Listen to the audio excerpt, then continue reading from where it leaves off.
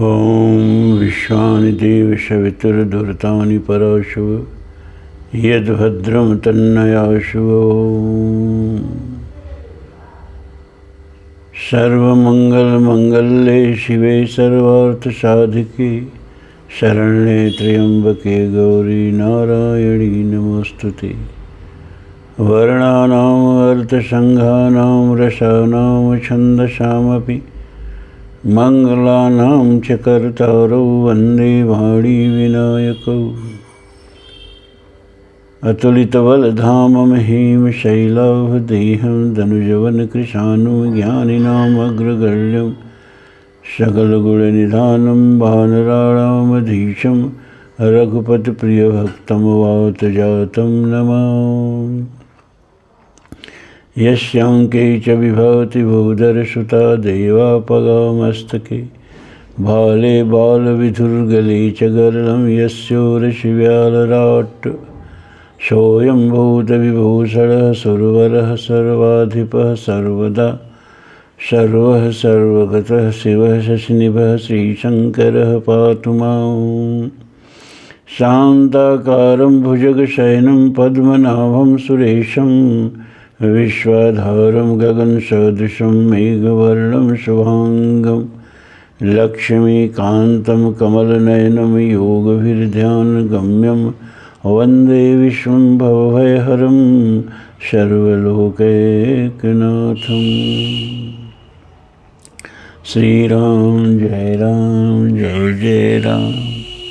श्रीराम जय जय राम।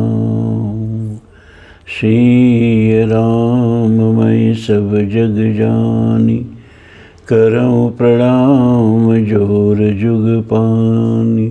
श्री राम जय राम श्री राम जय जय राम। धर्म प्राण सत्संग प्रेमी सज्जनों, सत्संगी भाइयों, आज क्रम है वाल्मीकि रामायण का, लेकिन उससे पहले कुछ थोड़ा मन की बात आपसे कर लें हम, फिर वाल्मीकि रामायण में उतरते हैं। एक उपन्यासकार ने केवल 3 पैराग्राफ का एक उपन्यास लिखा। एक बूढ़ी माँ थी, विधवा थी, उसके 2 बच्चे थे। तो जब वह सधवा थी, वे विधवा नहीं हुई थी, तो उसके पति ने 2 तल्ला मकान बनवाया कि दोनों बच्चे अलग भी होंगे तो एक एक तल्ला लेकर के रहेंगे। लेकिन असमय में उनकी मृत्यु हो गई, माँ विधवा हो गई, बच्चों का पालन पोषण किया, पढ़ाया लिखाया और दोनों बच्चे योग्य हुए। एक बच्चा डॉक्टर हो गया, एक बच्चा इंजीनियर हो गया। अच्छी तनख्वाह पाने लगा, अच्छी कमाई होने लगी। और इन्हीं सब में वह माँ चुक गई, बूढ़ी हो गई, अपने लिए कुछ बचाया नहीं, अपने लिए कुछ कमाया नहीं। अब आ गई बुढ़ापा, कुछ करने लायक रही नहीं। तब दोनों बच्चों में अब पटी नहीं, दोनों बच्चे अलग हो गए। लोग एक उदर में रह लेते हैं, एक पेट में रह लेते हैं, लेकिन एक आंगन में नहीं रह पाते हैं, एक घर में नहीं रह पाते हैं। देखिए धन कैसा अधम होता है, जो भाई से भाई को बांट देता है। और अलग होने का दूसरा कारण क्या होता है? एक डॉक्टर है, एक इंजीनियर है, दोनों में किसी को पैसे की कमी नहीं है, फिर भी एक में रहने में क्या परेशानी हुई? सबसे बड़ी परेशानी वो माँ थी, दोनों अलग हो गए। तब बंटवारा में सब कुछ तो बट गया, नीचे का मकान एक ले लिया, ऊपर का मकान एक ले लिया। पहले ही से जो वो बूढ़ी माँ के पति थे, वह यह सोच करके कि बच्चे एक कहाँ एक में रहते हैं, 2 तल्ला मकान बना ही दिया था। लेकिन समस्या खड़ी हो गई कि इस माँ का क्या किया जाए। तो माँ का भी बंटवारा हुआ। 15 दिन एक के साथ रहेंगी, 15 दिन एक के साथ रहेंगी। माँ का भी बंटवारा हो गया। तो 15 दिन माँ एक बच्चे के साथ रहती थी, डॉक्टर के साथ। 15 दिन माँ इंजीनियर के साथ रहती थी। रोटी मिल जाता था, पेट भर जाता था। एक आध लुगरी उगरी दे देते थे सब। बीवी को रोज़ 50 साड़ी खरीदेंगे, कभी गिनती नहीं होगी। लेकिन अगर माँ को साल भर में एक भी साड़ी दे दिया तो याद रहेगी कि अरे अभी तो पिछली साल एक नई साड़ी खरीद के दिए थे। इनका काम है इसी तरह रोते रहना। तो 15 दिन माँ डॉक्टर के साथ रहती थी, 15 दिन माँ इंजीनियर के साथ रहती थी। लेकिन जो महीना 31 का होता था, तो एक दिन न माँ डॉक्टर के पास रह पाती थी, न इंजीनियर के पास। दोनों में किसी के हिस्से में नहीं थी। तो वह एक दिन वह माँ फुटपाथ पर भूखी बैठ करके बिताती थी। ये मात्र कहानी नहीं है, ये समाज का यथार्थ है।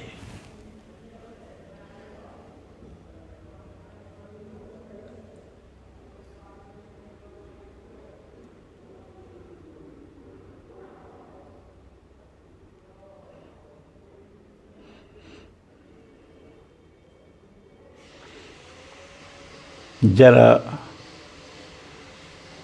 उन घरों में झांक के देखो जिसमें बूढ़े रहते हैं, और जो कोई आमदनी का उनके पास साधन नहीं है, पेंशन वगैरह नहीं पाते हैं बेचारे। वे कैसे जीते हैं? कुत्ते से भी बदतर जिंदगी जीते हैं। जरा परिवारों में झांक के देखो कैसा हो गया समाज, कितना गिर गया मानवीय मूल्य।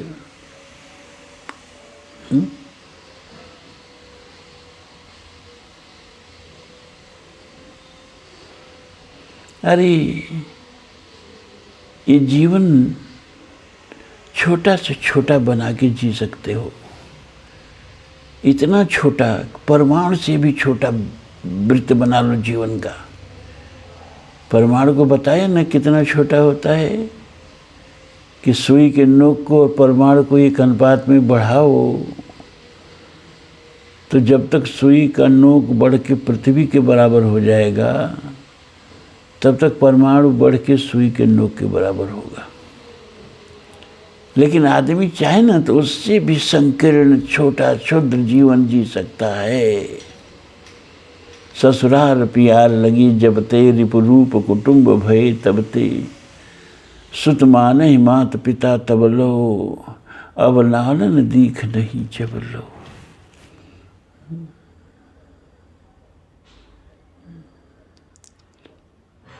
एक परिवार में बूढ़ा बाप है,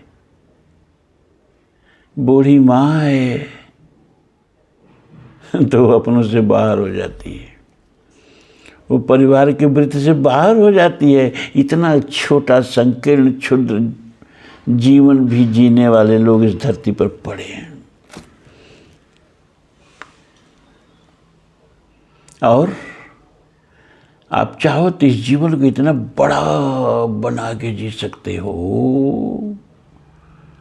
कि ये ब्रह्मांड जिसका कुछ और ही छोर का पता नहीं है, 93 अरब प्रकाश वर्ष के छोर का ब्रह्मांड का पता विज्ञान लगा चुका है। लेकिन कहता ही तो एक बुदबुदा है इस अनंत में। तुम अपने को इतना विराट बना सकते हो कि ज्ञात अज्ञात सब ब्रह्मांड तुम्हारे में केंद्र में सिमट जाए।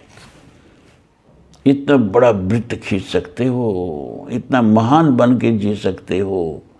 अयंग निजंग परो वेति, गणना लघु चेत शाम, उदार चरिता नाम तू बस धैव कुटुंबकम। सारा ब्रह्मांड ही अपना है, जड़ चेतन जग जीव जत, सकल राममय जानी हैं। बंदम सबके पद कमल, सदा जोर जुग पानी। सी राम मैं सब जग जानी, करूं प्रणाम जूर चुक पानी।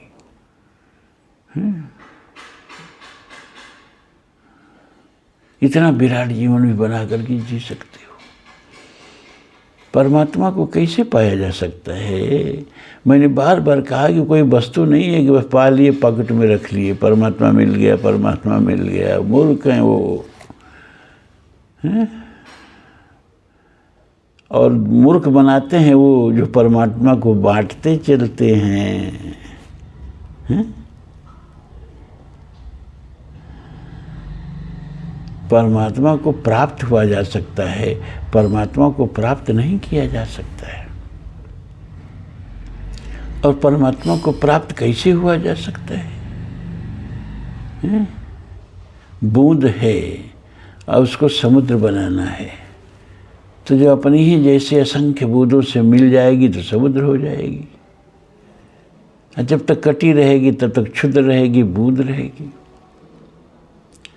उसी तरह उस विराट चेतन के आप एक बूंद की तरह हो। ईश्वर अंश जीव अविनाशी, चेतन अमल सहज सुख राशि। जैसे अगाध समुद्र और उसमें से निकाल लो एक बूंद, तो वह बूंद भी वही है जो समुद्र है। 2 भाग हाइड्रोजन 1 भाग ऑक्सीजन, बूंद भी है, 2 भाग हाइड्रोजन 1 भाग ऑक्सीजन, पूरा समुद्र भी है। तत्वतः दोनों में कोई भेद नहीं है। सोतय तो ही ताहि नहीं भेदा, अब बार बीच इव गाँव ही भेदा। कोई भेद नहीं है। भेद कहाँ है? परिमाण में। भेद कहाँ है? सामर्थ्य में। भेद कहाँ है? क्षुद्रता में और विराटता में।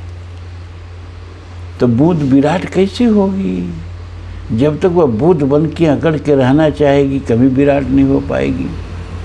लेकिन जब अपने ही जैसे असंख्य बूंदों में समा जाएगी तो समुद्र हो जाएगी। उसी तरह आपके चारों तरफ जो है ना, वो बूंद बूंद बूंद बूंद करके चारों तरफ परमात्मा ही तो है। सर्व खल्व इदम ब्रह्म, सब परमात्मा ही तो है। तो जितनी बूंदों से जुड़ सको, जितने ईश्वरांशों से जुड़ सको, ईश्वर अंश जीव अविनाशी, जितने जीवों से प्यार कर सको। एक अंग्रेजी की कविता की लाइन है, to love all the creatures is the best worship of God. सभी प्राणियों को प्रेम करना ईश्वर की सबसे अच्छी पूजा है। अभी सभी प्राणियों को पहले छोड़ो ना भैया, पहले तो मनुष्यों के साथ मिल के रहना सीखो, मनुष्यों को प्रेम करना सीखो। भागवत में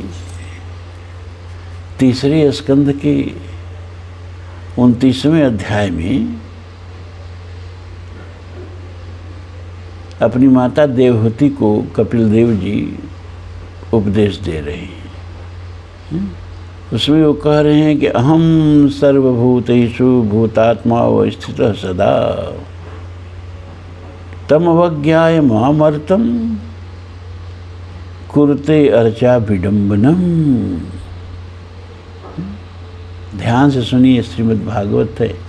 हम कोई बात शास्त्र से विरुद्ध नहीं कहते। अहम सर्वभूतेषु भूतात्मा व स्थितः सदा,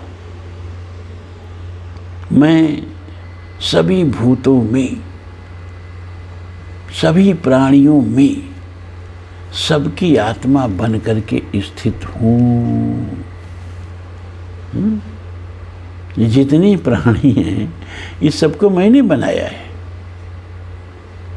मंदिरों में मूर्तियों को तुमने बनाया है, उसमें प्राण प्रतिष्ठा तुमने की है, और वहाँ जाकर के मुझे पूजते हो।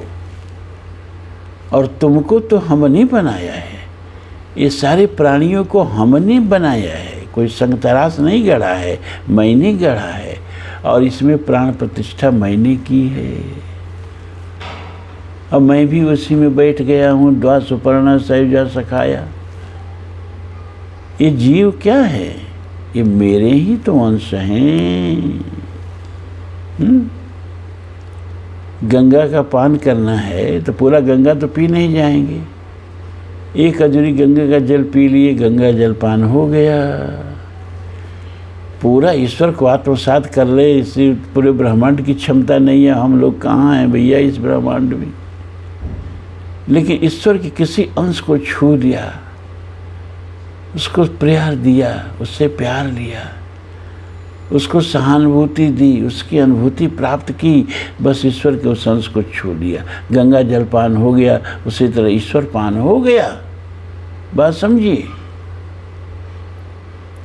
भगवान कहते हैं कि बताओ, मेरी बनाए हुए जो जीव हैं और उसमें मैं ही प्राण प्रतिष्ठा किया हूँ और स्वयं बैठा हूँ, तम अवज्ञाय, उनकी अवहेलना करके, उसको दूर दूर करके, उससे घृणा करके, उससे द्वेष करके, उससे विरोध करके और मंदिरों में जाके पत्थरों को पूजते हैं, इससे बढ़ के विडंबना क्या हो सकती है?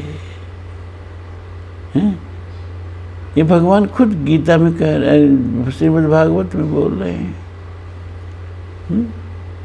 यो मां सर्वेषु भूतेषु संतमात्मानम् ईश्वरम हितार्च भजते मौढ़्याम भस्मेव जुहूति स। उसी में आगे कहते हैं, यो माम सर्वेषु भूतेषु संतमात्मानम् ईश्वरम। यो माने जो, माम माने मुझे, सर्वभूतेषु माने सभी प्राणियों में, संतमात्मानम् ईश्वरम, ईश्वर के रूप में स्थित जान करके अगर मेरी पूजा नहीं करते हैं, कहने का मतलब कि सभी प्राणियों से प्रेम नहीं करते हैं, सभी प्राणियों को ईश्वर का रूप समझ करके अगर उनका सम्मान और उनका आदर और उनसे प्रेम नहीं करते हैं, हे त्वार्चाम भजते मौढ़्याम,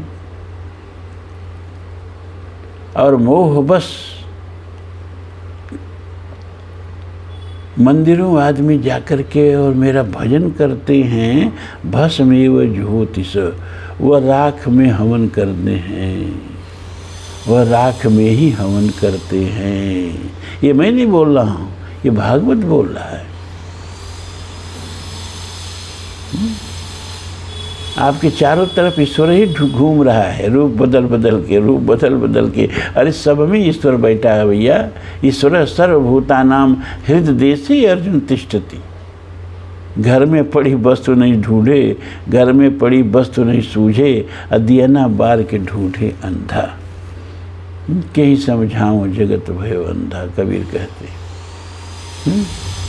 चारों तरफ ईश्वर ही तो है, सब में वहीं तो बैठा है। द्वा सुपर्णा सहिजा सखाया समानम वृक्षम परिशस्व जात तयोरन्य पिप्पल स्वाद अत्ति अनस्नन नभ्यो अभिचाक अनस्नन अन्यो अभिचाक शीत। अर्थ बता चुका हूँ इसका। तयो माम सर्वसु भूतेषु संतमात्मानम् ईश्वरम। सभी में मुझको स्थित जान करके जो मेरी पूजा नहीं करते हैं, प्रत्यक्ष मुझको ठुकरा देते हैं, अहित्वार्चाम भजते मौढ़्याम, मोह बस जा करके, मूढ़ता बस जा करके और अपनी बनाई हुई मूर्तियों की पूजा करते हैं, भस्मेव जुहोति स। वो राख में हवन करने जैसी मूर्खता करते हैं, निरर्थक कार्य करते हैं।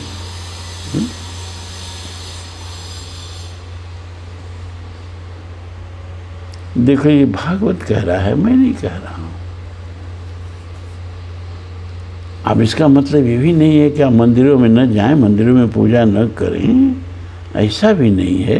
भगवान आगे फिर कहते हैं कि अर्चा दावर्च ए तावद ईश्वरम माम सर्वम कृत यावन वेद सुहृदः सर्वभूतेषु स्थितम। तब तक मंदिरों में जाके पूजा करते रहना चाहिए। आगे भगवान कहे, क्योंकि जानते हैं, कह रही भैया ये तो नास्तिक लोग ज़्यादा होते हैं, नास्तिकता ज़्यादा लोगों को अच्छी लगती है, और हमने ऐसा कह दिया तो सब पूजा तो सब सगुण की करेंगे नहीं, साकार की करेंगे नहीं, सब में स्थित मेरी तो पूजा करेंगे नहीं। मेरे बनाए हुए शरीरों में स्वयं मैं बैठा हूँ प्राण प्रतिष्ठा करके, तो उसकी तो पूजा करेंगे नहीं, उससे तो प्रेम से मिलेंगे नहीं, मंदिरों में भी जाना छोड़ देंगे। तो तुरंत भगवान आगे संभल गए और कहते हैं कि नहीं नहीं, यावत वेद स्वहृदय, जब तक अपने हृदय में और सबके हृदय में बैठे हुए परमात्मा का बोध न हो जाए तब तक जा कर के मंदिरों में पूजा करना चाहिए। यावन का हो जाएगा यावत न, वेद स्वहृदय, वेद माने जान ले, स्वहृदय माने अपने हृदय में बैठे हुए, और सर्वभूतेषु सबके हृदय में अवस्थितम स्थित परमात्मा को, जब तक अपने हृदय में और सबके हृदय में बैठे हुए परमात्मा की पहचान न हो जाए तब तक मंदिरों में जाकर के पूजा करते रहना चाहिए। लेकिन उस पूजा का परिणाम यही होता है कि फिर सारे कण कण में और सारे हृदय में और सारे जीवों में परमात्मा दिखाई देने लगे।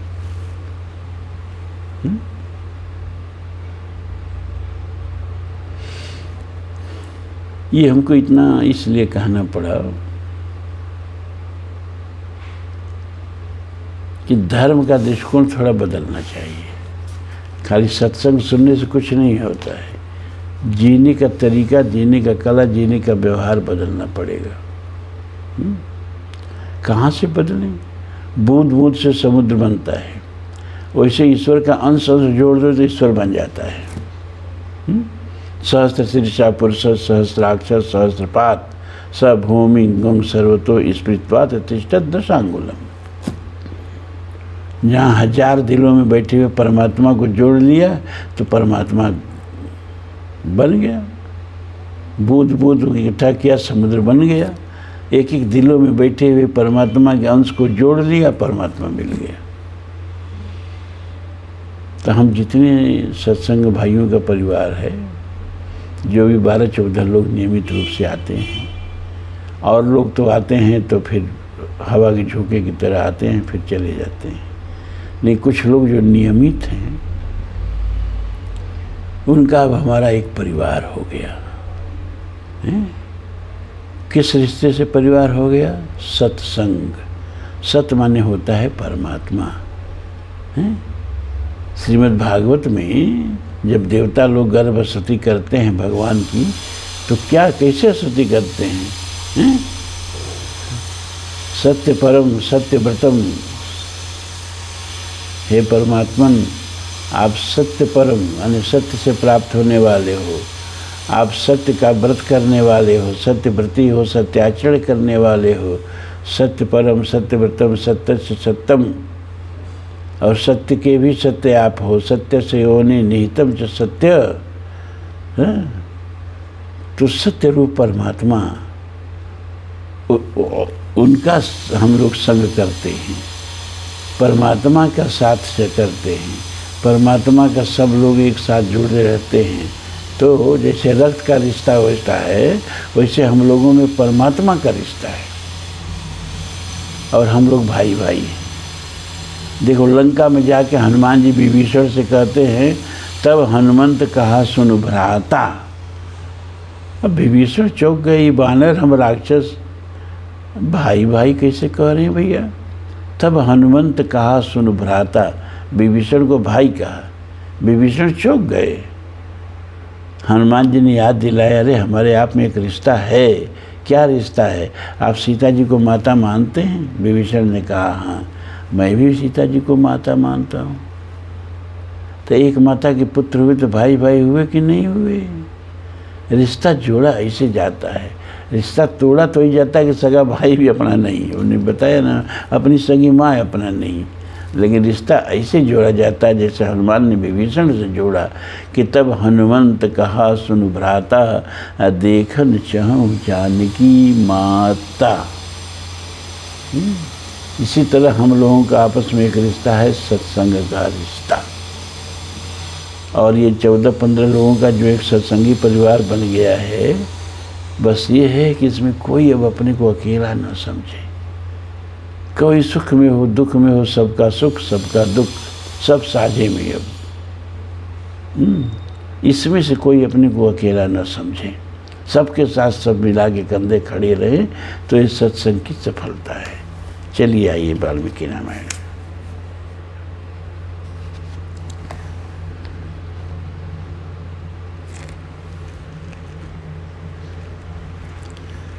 बालकांड का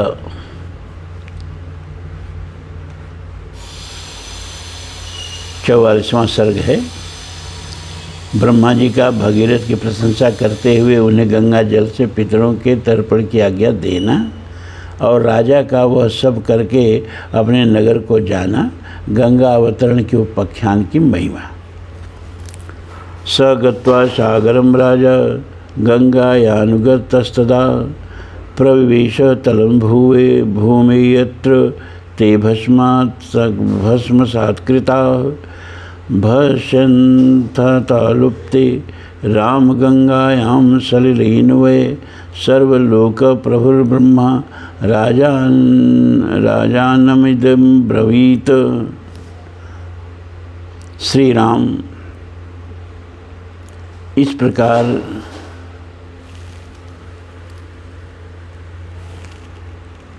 गंगा जी को साथ लिए राजा भगीरथ ने समुद्र तक जाकर रसातल में, जहाँ उनके पूर्वज भस्म हुए थे, प्रवेश किया। वह भस्म राशि जब गंगा जी के जल से आप्लावित हो गई, तब संपूर्ण लोकों के स्वामी भगवान ब्रह्मा ने वहाँ पधार कर राजा से इस प्रकार कहा। तारिता नर शार्दूल दिव्यम याताश्च देववत खष्टि पुत्र सहस्राणि सगरस्य महात्मनः। नरश्रेष्ठ महात्मा राजा सगर के 60,000 पुत्रों का तुमने उद्धार कर दिया। अब वे देवताओं के बाद स्वर्गलोक में जा पहुँचे।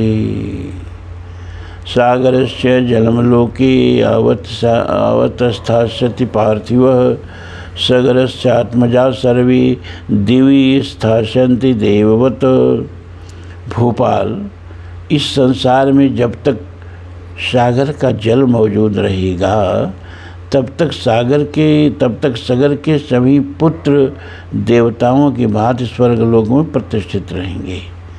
इयं च दुहिता ज्येष्ठा तव गंगा भविष्यति तत्कृतेन च नामनाथ लोके स्थास्यति विस्तृता। ये गंगा तुम्हारी भी ज्येष्ठ पुत्री होकर रहेगी और तुम्हारे नाम पर रखे हुए भागीरथी नाम से इस जगत में विख्यात होगी। गंगा त्रिपथगा नाम दिव्या भागीरथीति च त्रीन् पथो भावयन्तीति तस्मात् त्रिपथगा स्मृता। त्रिपथगा, दिव्या और भागीरथी, इन तीनों नामों से गंगा की प्रसिद्धि होगी। ये आकाश, पृथ्वी और पाताल तीनों पथों को पवित्र करती हुई गंगा गमन करती है, इसलिए त्रिपथगा मानी गई है। पितामहानां सर्वेषां त्वमत्र मनुजाधिप कुरुध्व सलिलं राजन प्रतिज्ञामपवर्जय। नरेश्वर महाराज, अब तुम गंगा जी के जल से यहाँ अपने सभी पितामहों का तर्पण करो और इस प्रकार अपनी तथा अपने पूर्वजों द्वारा की हुई प्रतिज्ञा को पूर्ण कर लो। पूर्वकेण हि तम ते राजस्तेनातिशयसा तदा धर्मिणा प्रवरेणाथ नैशं प्राप्तुं मनोरथः। राजन, तुम्हारे पूर्वज धर्मात्माओं में श्रेष्ठ महायशस्वी राजा सगर भी गंगा को यहाँ लाना चाहते थे, किंतु उनका यह मनोरथ नहीं पूर्ण हुआ। तथैवांशुमतावश लोके अप्रतिम तेजसा गंगाम पार्थयतां नेतुं प्रतिज्ञानापवर्जिता। राजर्षिणा गुणवता महर्षि समतेजसा मत्तुल्य तपसा चैव क्षत्रधर्म स्थितेन च। वत्स, इसी प्रकार लोक में अप्रतिम प्रभावशाली, उत्तम गुण विशिष्ट, महर्षि तुल्य तेजस्वी, मेरी समान तपस्वी तथा क्षत्रिय धर्मपरायण राजर्षि अंशुमान ने भी गंगा को यहाँ लाने की इच्छा की, परंतु वे इस पृथ्वी पर उन्हें लाने की प्रतिज्ञा पूरी न कर सके। दरीपेन महाभाग तव पितृते तेजसा पुनर्न शक्ता नेतम गंगा प्रार्थयता नघ। निष्पाप महाभाग, तुम्हारे अत्यंत तेजस्वी पिता दिलीप भी गंगा को यहाँ लाने की इच्छा करके भी इस कार्य में सफल न हो सके। सा त्वया समित क्रांता प्रतिज्ञा पुरुषर्षभः प्राप्तो वशि परमं लोके यस्य परम सम्मतम्।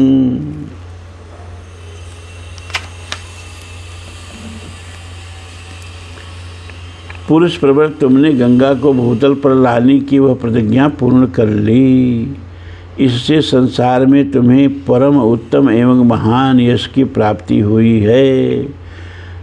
तच्च गंगावतरणं त्वया कृतमरिंदम अनेन च भवान प्राप्तो धर्मस्यायतनं महत्। शत्रु दमन, तुमने जो गंगा जी को पृथ्वी पर उतारने का कार्य पूरा किया है, इससे उस महान ब्रह्मलोक पर अधिकार प्राप्त कर लिया है जो धर्म का आश्रय है। प्लावयस्व त्वमात्मानं नरोत्तमं सदोचिते सलिले पुरुष श्रेष्ठ शुचि पुण्य फलो भव। नर श्रेष्ठ पुरुष प्रवर, गंगा जी का जल सदा ही स्नान के योग्य है। तुम स्वयं भी इसमें स्नान करो और पवित्र होकर पुण्य का फल प्राप्त करो। पितामहानां सर्वेषां कुरुस्व सलिल क्रियाम स्वस्थिते अस्तु गमिष्यामि स्वं लोकं गम्यतां नृप। नरेश्वर, तुम अपने सभी पितामहों का तर्पण करो, तुम्हारा कल्याण हो। अब मैं अपने लोक को जाऊंगा, तुम भी अपनी राजधानी को लौट जाओ।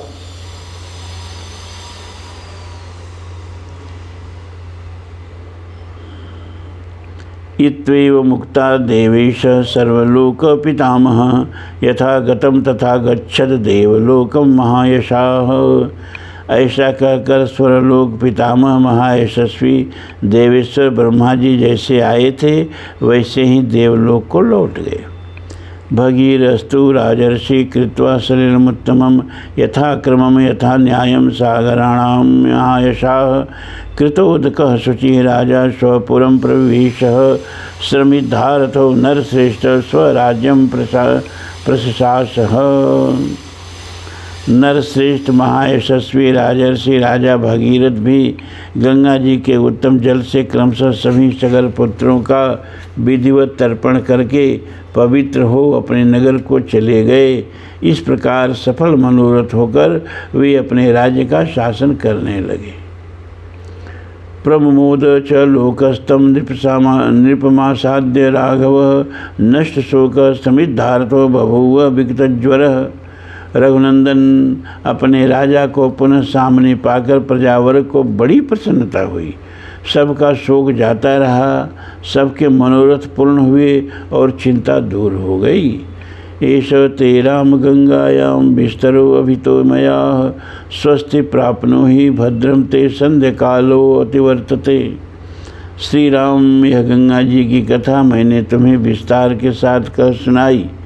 तुम्हारा कल्याण हो। अब जाओ, मंगलमय संध्या वंदन आदि का संपादन करो। देखो, संध्या काल बीत रहा है। धन्यम यस्य सामायुष्यम पुत्रम स्वर्गम थापि च यह श्रावयति विप्रेषु क्षत्रियेष्वितरेषु च प्रीयन्ते पितरस्तस्य प्रीयन्ते दैवतानि च इदमाख्यानमायुष्यम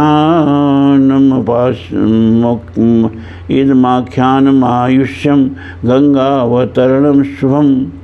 यह गंगावतरण का मंगलमय उपाख्यान आयु बढ़ाने वाला है, धन यश आयु पुत्र और स्वर्ग की प्राप्ति कराने वाला है। जो ब्राह्मणों क्षत्रियों तथा दूसरे वर्ण के लोगों को भी यह कथा सुनाता है, उसके ऊपर देवता और पितर प्रसन्न होते हैं। यह श्रोति च काकुत्स सर्वान् कामान् वाप्नुयात्। सर्वे पापा प्रणश्यन्ति आयु कीर्तिश्च वर्धते। ककुत्स कुलभूषण जो इसका श्रवण करता है वह संपूर्ण कामनाओं को प्राप्त कर लेता है, उसके सारे पाप नष्ट हो जाते हैं और आयु की वृद्धि एवं कीर्ति का विस्तार होता है। इत्यादि से श्रीमद् रामायणे वाल्मीकि आदिकाव्ये बालकांडे 44वां सर्ग 44वां सर्ग पूरा हुआ। अब आज इतना ही।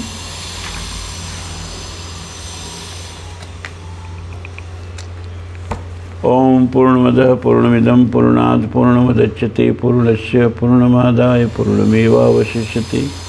सर्वे भवन्तु सुखिनः, सर्वे सन्तु निरामयाः, सर्वे भद्राणि पश्यन्तु, मा कश्चित् दुःखभाग् भवेत्। असतो मा सद्गमय, तमसो मा ज्योतिर्गमय, मृत्योर्मा अमृतं गमय। ओम शांति शांति शांति। ओम धर्म की जय हो, अधर्म का नाश हो, प्राणियों में सद्भावना हो, विश्व का कल्याण हो। ओम हर हर महादेव।